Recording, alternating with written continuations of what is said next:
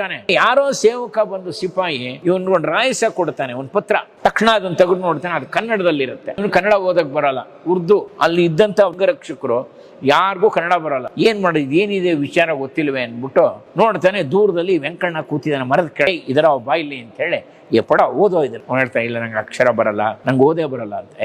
ನೀನು ಬ್ರಾಹ್ಮಣನ ಮಗ ಅಲ್ಲ, ಬ್ರಾಹ್ಮಣ ತಾನೆ ಅಂತ. ಹೌದು ನಾನು ಬ್ರಾಹ್ಮಣ ಆಗಿ ಓದು ಬರಲ್ಲ ಅಂತ ಸುಳ್ಳು ಹೇಳ್ತೀಯ. ನೀನೇನಾದ್ರು ಓದ್ದೇ ಇದ್ರೆ ಚಡಿ ಏಟ್ ಹಾಕಿಸ್ತೀನಿ ಅಂತ ಹೇಳಿ ಹೆದರಿಸ್ಬಿಡ್ತಾನೆ. ಈಗ ಆ ವೆಂಕಣ್ಣನಿಗೆ ನಡ್ಕ ಬಂದ್ಬಿಡುತ್ತೆ, ಇವನೆಲ್ಲ ನನ್ ಚಡಿ ಏಟ್ ಹೊಡಿತಾನ. ತಕ್ಷಣ ಅವನಿಗೆ ಜ್ಞಾಪಕ ಬಂದಿದ್ದು ರಾಯರು. ರಾಘವೇಂದ್ರ ಅಂತ ಯಾವಾಗ ಅಡಸಲಿ ಅವ್ನು ರಾಘವೇಂದ್ರ ಅನ್ನೋ ಆ ಪತ್ರ ಇಟ್ಕೊಂಡು ಓದಕ್ ಶುರು ಮಾಡ್ಬಿಟ್ಟು ಏನು ಪುಂಖಾನುಪುಂಖವಾಗಿ ಅದನ್ನು ಓದ್ಬಿಡ್ತಾನೆ ಸ್ಪಷ್ಟವಾಗಿ. ಅಂದ್ರೆ ನಿನಗೆ ಗಂಡು ಮಗು ಆಗಿದೆ, ಚೆನ್ನಾಗಿದೆ, ಆರೋಗ್ಯವಾಗಿದೆ ಅಂತ ಇದನ್ನ ಕೇಳಿದ ಕೂಡಲೇ ಶಬ್ಬಾಷ್ ಅಂತ ಹೇಳಿ ಬೆಂತಿಡ್ತಾನೆ. ಇವನಿಗೆ ಮೂರ್ಛೆ ಹೋದಂಗ ಆಗ್ಬಿಟ್ಟಿರುತ್ತೆ ವೆಂಕಣ್ಣಗೆ. ಯಾಕೆಂದ್ರೆ ಇವನು ಓದ್ ಬರಲ್ಲ. ಈಗ ಅವನು ಸಿದ್ಧ ಮಸೂದ್ ಕೇಳುತ್ತಾನೆ, ನೀನ್ ಏನ್ ಮಾಡ್ತಾ ಇದ್ದಾನೆ? ನನ್ನ